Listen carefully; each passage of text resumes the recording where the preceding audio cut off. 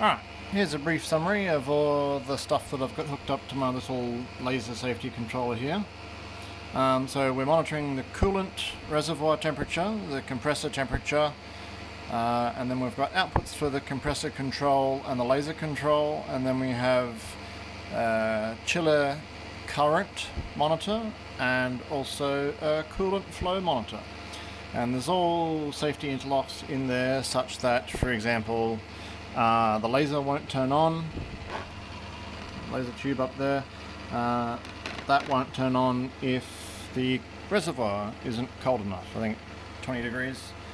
So if it's over 20 degrees Celsius, then it won't turn the laser on. It won't turn the chiller on unless there's water flow.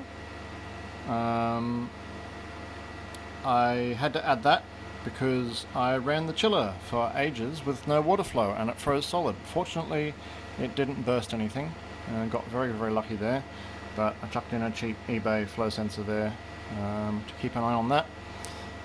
So there's a relay here to turn the compressor on and off. The compressor control board down there just has a 0 to 5 volt input, and if you pull it low, it turns the compressor on. So I just have a resistor in line with that. So I can turn that on and off to get some crude temperature control. I have a little Hall effect current sensor on the power supply that's running the chiller.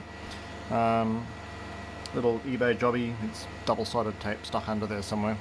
But apparently that can handle up to 30 amps. That's a 30 amp 24 DC power supply down there. So it's handy to keep an eye on that. Just that's the only real measure of how much cooling power is being put into the system. I could integrate the reservoir temperature over time to see how much effort I'm putting into cooling it, but the current for the power supply is a pretty good metric. And the interlock I need to add next is turn off the laser if there's no water flow. Now the laser does itself have a little flow sensor behind this panel here. However, I don't get the warning on the display if I turn off the water flow. So I don't know if it refuses to fire the laser, like it does the check before it fires the laser and then sets that bit to say no, the water's not flowing. So I don't necessarily trust it. So I will, so I've got these wires going into a relay in the electronics enclosure on the side here, and that can interrupt the same circuit, the safety circuit that detects whether the lid is closed. So if at any point during a cut reservoir goes greater than 20 degrees Celsius, it will pause the cut until the reservoir drops back down again, and then I can hit resume and it picks up where it left off, which is quite a nice forgiving failure mode. There's a few little convenience features on here. So if I unplug the flow sensor, if I unplug the pump, then it's not really, there you go, hold it at an angle, and the background goes yellow to say whoa, something's wrong here. I did look into making it beep, thinking it's got a speaker in there, surely there's an easy way to make it beep, but no, it's got basically a sound card in there and you have to spin up this I2C interface and feed it bytes, which it digitizes as well, analog guises. So I haven't got it making a noise. It's probably for the best. So next up is setting up the safety for the flow rate, and also I want to have this report via Wi-Fi to MQTT so I can log stuff over time for no particular reason.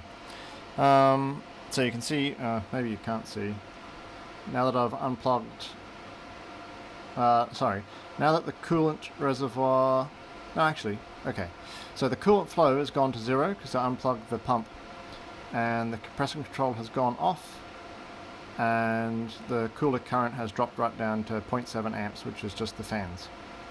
So that shows that it's doing the thing. So I plug the pump back in, and now we're back to normal. Current starts ramping up. The compressor control board handles the minimum off time business on the compressor, so it doesn't stall.